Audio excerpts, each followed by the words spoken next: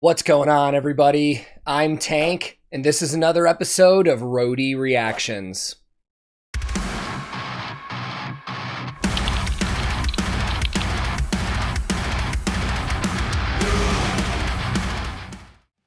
In today's reaction, we're going to be checking out the latest music video from Arch Enemy. Now, this is the second release that we've gotten somewhat recently after Deceiver, and it's the first bit of new music they've been releasing in about 4 years now. Now, I would be willing to bet that we're going to get an album announcement very, very soon, considering we're starting to get new stuff coming out. I could be wrong. These could be standalone singles just to release something, but based on what I know from my experience working in the music industry, all of these signs point to new album, and I'm excited to check that out because the last time we checked out an Arch Enemy video, I mean, for those of you that saw it, you remember I headbanged my fucking ass off, man, and I'm looking forward to hearing new music from this band. Speaking of new music, let's just get into this one, man. I will link this original music video in the description below, and today, I'm once again listening to Arch Enemy, and for the first time, checking out their brand new music video for the song House of Mirrors. Let's go!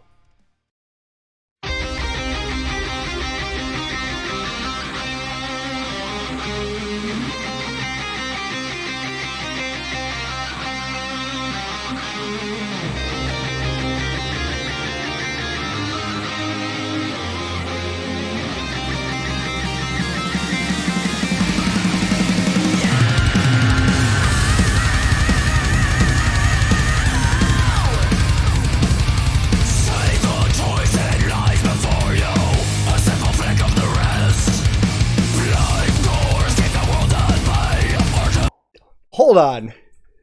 When I was headbanging there, some of those riffs kind of hit me as almost like classic 80s heavy metal.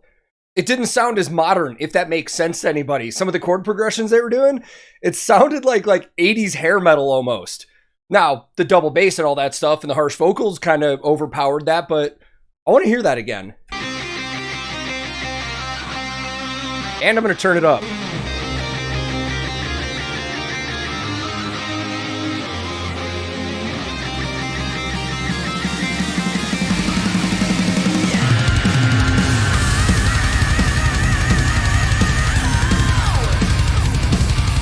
Yeah, man.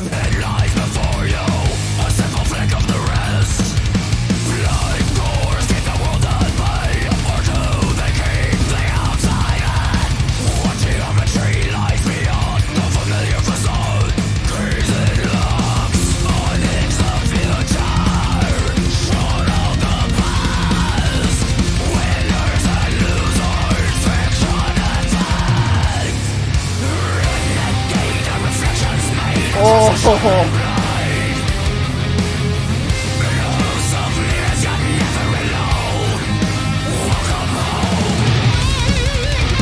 I love that opening riff came back in with that chorus part, man. That was so cool. There's some elements of this that have that almost classic power metal feel too. The galloping going on in the verse with the beats and the riffs and stuff. This is wild, man. This is a little different than what we got from Deceiver, the last video. That one was just rip your fucking face off. While this still has the element of that, it's a little different. And I'm really, really liking it. So once again, with everybody in this band, we see them using signature instruments. This is one of the rare bands where all of the string players, bass and 2 guitars, all have their own signature guitars from the respective companies that they're endorsed by. And I think the only thing that's really changed is Jeff Loomis's guitar. Last video, he was playing a Jackson, but it wasn't a signature, and in this one, he is. We'll break down all that stuff in a little bit, but I want to hear a little more of this.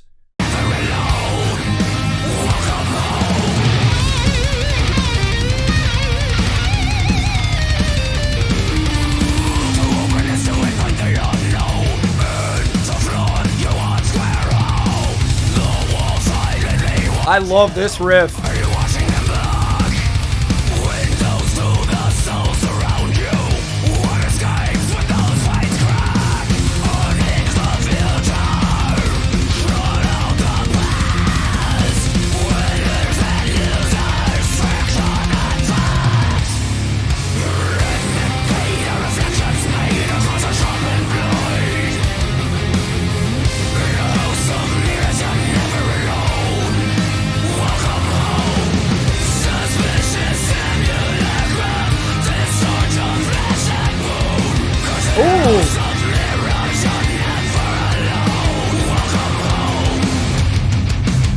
vocally, some of the parts that Alissa was doing in there, rather than it just being harsh, it sounded like she was pulling for actual melody and notes, which is cool.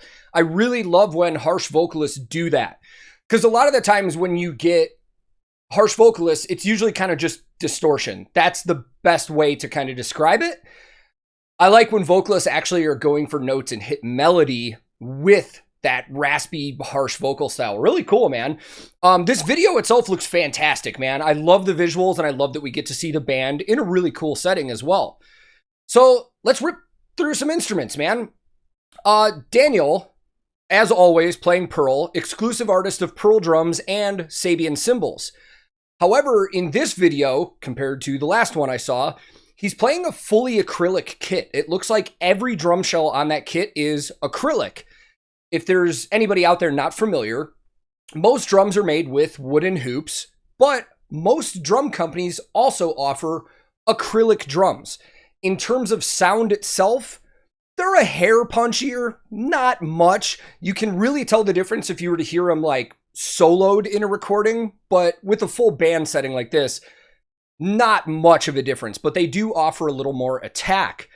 Now, acrylic drums have been in production for quite a while, man. And the plastic, the acrylic itself, is very durable, and it's very easy to mold, and adhesives stick to it. So that's why it's the material that they use for drums like that. And the fact that they're see-through offers a little more cool of an image. You can sometimes see through it and actually see the drummer moving and stuff. Very cool setup there. Michael, exclusive artist of Dean Guitars, and again, has a signature, which we see. In the last video, we saw the same guitar, but a different style of it. We saw the white one with kind of like the blood splatter on it. This one is a completely different one, and I don't know the specific name of it, but again, it is his signature Tyrant from Dean Guitars. Assuming it's the same layout as his other signature, it's got custom DMT pickups in it, and DMT is actually Dean's pickup company. It's Dean Magnetic Technologies, and they make all their pickups in-house, and those are his specific ones that they made for his sound. Charlie, their bass player, exclusive artist of Ibanez, and again, this is the same bass that we saw in the last video. That is one of, I think, 3 signatures that he has. All of them are slightly different, but that's the original one. That's the, what is it? The SDB1, I think, that was made around 2008 or so. I know the newer model is all white as opposed to that one being black. And then Jeff Loomis. Jeff, in this video, is now playing his signature guitar from Jackson, which is based off of the Kelly model.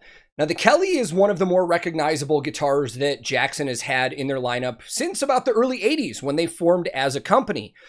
The guitar style itself was named after the person who designed it, Bradford Kelly. He was a guitar player in, I can't remember the name of the band. I know he's an Australian, but he helped design that style. And to this day, the name has, stuck since he designed it. But that one is specifically to Jeff Loomis's specifications. It's got his custom blackout pickups in there, Seymour Duncan, Floyd Rose locking tremolo system on there, and there's 2 different models that are for sale from Jackson. One is a Pro Mod, which is more affordable for just the everyday player and consumer, but I'd be willing to bet the one he's playing in here is his high-end signature, which is a USA Select model. And I love his playing, man. The only thing about Jeff that confuses me with this band in particular, and this is just a weird, I was thinking about it one day thing, there's nothing wrong, but Jeff is very known for his playing and his writing with some of his other bands, specifically Nevermore. Now, everything I'm about to say is based off of an interview I saw with Michael from like 4 years ago, so things could have changed, but Michael said that Jeff is not included on the writing process with Arch Enemy because his style doesn't fit Arch Enemy's songs. And in my head, I'm like, why would you ask him to be in your band? Unless you just wanted Jeff in your band, which is totally cool, but I feel like he's not being used to his full potential. The guy's a killer songwriter. Now, again, this was quite a few years ago. Time has gone by. And with a new album, he may be writing on stuff, so that's it for Gear Breakdown, man. Let's just enjoy the rest of this.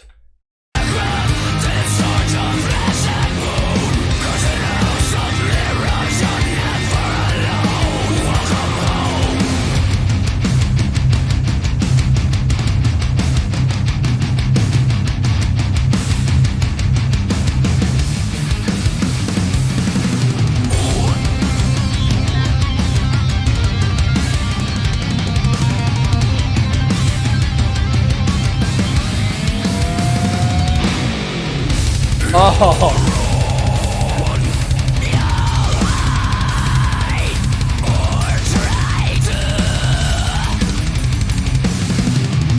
That's a cool little lead part right there. That progression is rad.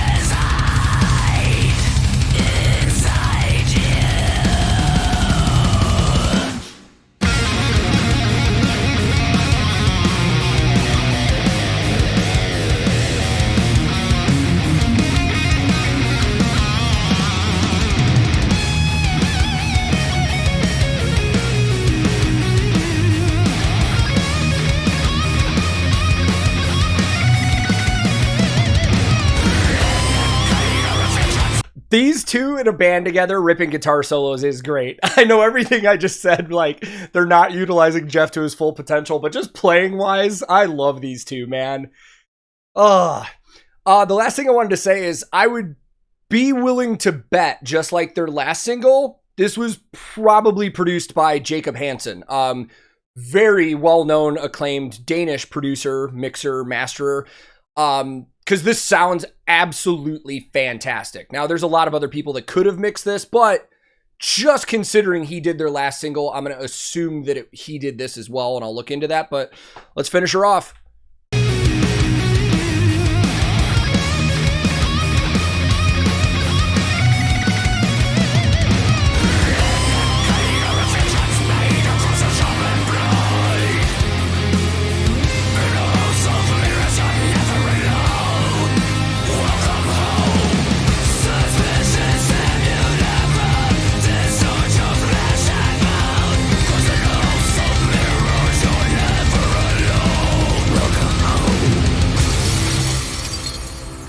That was a cool little vocal touch at the end there. It sounded like she whispered the welcome home part in the studio and they just boosted it in the mix. That was cool, man.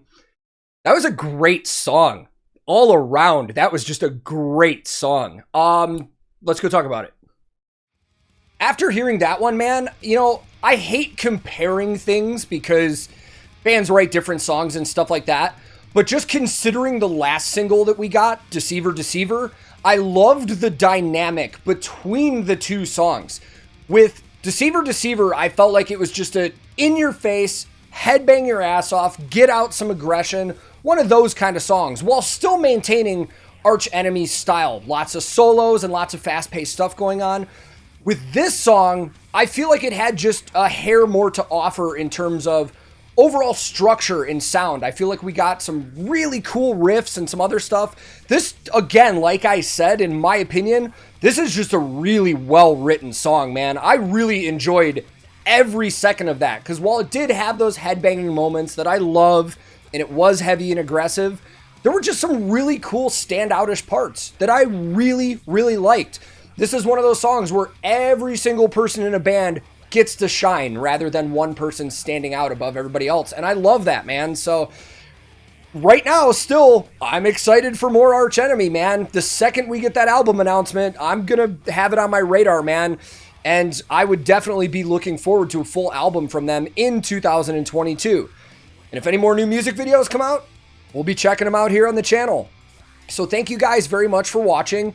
And if this is your first time here, feel free to click subscribe. I release new videos all the time. Subscribing is free, and it helps my channel out a ton. If you liked this reaction, I would greatly appreciate the like, as that also helps the channel. But if you disliked it, no big deal, man. Thank you very much for your time. You are free to click dislike if you didn't like it. I'm also on a ton of different social media. We have a Discord server that a ton of us are always hanging out on. I have a Twitch where I do everything from bass playing to guitar tech work, live reactions, video games. So if that's your thing, I'll throw links in the description below where you can check it all out. My handle on everything social media is @TankTheTech. Thank you so very much for watching. I will be back very soon with another episode of Roadie Reactions.